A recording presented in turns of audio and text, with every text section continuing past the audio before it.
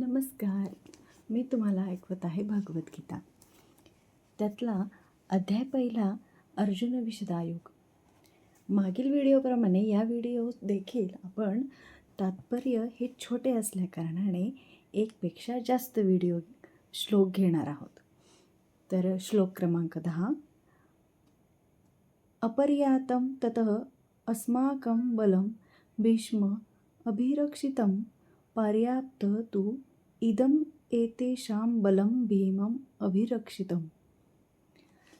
अर्थ: आमची शक्ती अपरिमित आहे आणि पितामह भीष्म यांच्याद्वारे आपण पूर्णपणे सुरक्षित आहोत.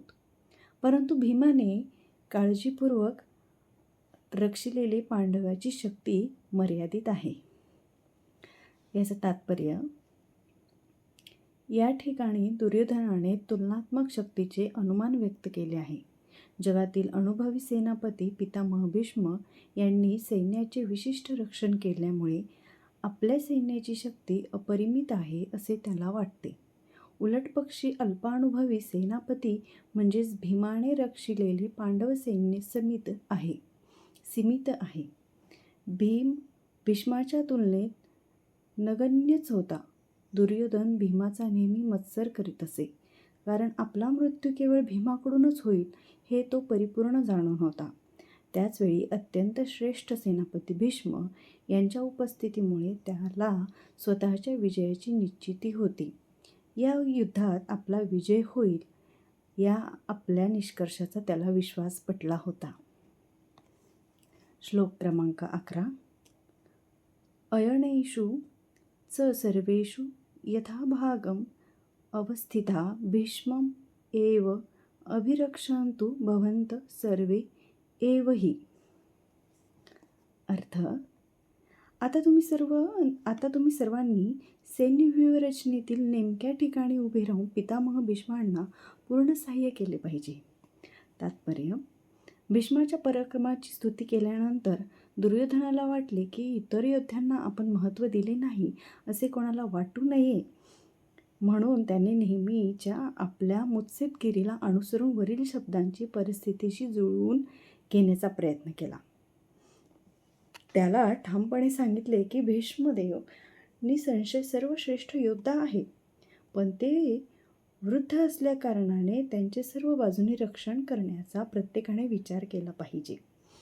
कदाचित ते एकाच बाजूला युद्ध करण्यात गुंतले असतील आणि इतर बाजूने शत्रू या संधीला लाभ उठवू शकेल, यास्तव इतर योद्ध्यांनी आपली नियुक्ती ठामपणे न सोडता शत्रूला व्यूहरचना भेदू न देणे हे महत्त्वाचे होते.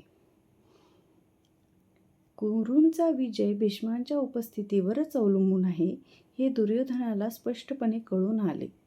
युद्धामध्ये भीष्मदेव आणि द्रोणाचार्य यांच्या पूर्ण पाठिंब्याची त्याला निश्चिती होती.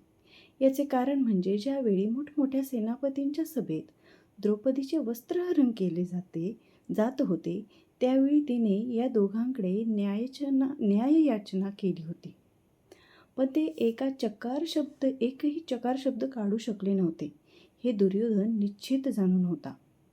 या दोघांच्या मनात पांडवाविषयी जिव्हाळा असला तरी द्यूत क्रीडेप्रमाणेच आताही ते जिव्हाळ्याचा त्याग करतील अशी त्याला आशा होती. श्लोक नंबर 12. तस्य संजयन हर्षं कुरुवृद्ध पितामह सिंहनादं विनिद्य उच्चशंखं दद्मो प्रतापवान. अर्थ: नंतर कुरुवंशातील वयोवृद्ध, पराक्रमी आणि सर्व युद्धामधील अग्रणी अशा भीष्मांनी सिंहगर्जने समान शंखनाद केला आणि त्यामुळे दुर्योधन आनंदित झाला. तात्पर्य: कुरुवंशातील पितामह आपल्या पौत्र दुर्योधन यांच्या अंतःकरणातील भाव समजू शकले. दुर्योधनाविषयी असलेल्या स्वाभाविक प्रेमामुळे त्याला उत्साहित करण्यासाठी त्यांनी मोठ्याने शंख वाजविला. हा ध्वनी त्यांच्या सिंहासारख्या असणाऱ्या स्थितीलाच अनुरूप होता. शंखध्वनीच्या संकेताने त्यांनी आपला पौत्र दुर्योधन याला सूचित केले की तो युद्धात विजयी होण्याची शक्यताच नाही, कारण विरुद्ध पक्ष स्वतः परमपुरुष भगवान श्रीकृष्ण आहेत. तरीसुद्धा युद्ध करणे हे त्यांचे कर्तव्य होते आणि यामध्ये ते कोणतीही उणीव ठेवणारे नव्हते. श्लोक क्रमांक 13. ततः शंखाच भैर्य च पणव आणक गोमुखा सहसा अभयन्यंत सह शब्द तुमुल अभवत. त्यानंतर शंख, ढोल, भेरी, नगारे, तुतार्या आणि रणशिंगे एकत्रितपणे वाजू लागली आणि त्यांचा एकत्रित ध्वनी अत्यंत भयंकर होता.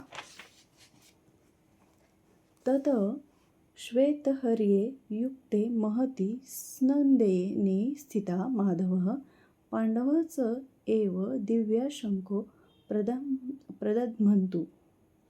अर्थ: दुसऱ्या बाजूला शुभ्र अश्वांनी युक्त अशा एका महान रथामध्ये बसलेल्या भगवान श्रीकृष्ण आणि अर्जुन यांनी आपापले दिव्य शंख वाजवले.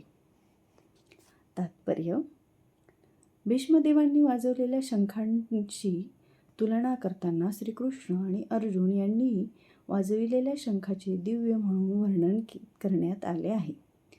दिव्य शंखाच्या नादाने असे सूचित करण्यात आले आहे की पांडवाच्या पक्षात श्रीकृष्ण असल्याने विरुद्ध पक्षाला विजयाची आशा नव्हती. जयस्तु पांडुपुत्राणां एषा पक्षे जनार्दनः. पांडुपुत्रांसारख्या व्यक्तींचाच नेहमी विजय होत असतो, कारण भगवान श्रीकृष्ण त्यांचे सहकारी असतात आणि ज्या ठिकाणी भगवंत असतात त्या ठिकाणी लक्ष्मी देवीसुद्धा असते. लक्ष्मी देवी आपल्या पतीविना कधीही एकटी राहत नाही.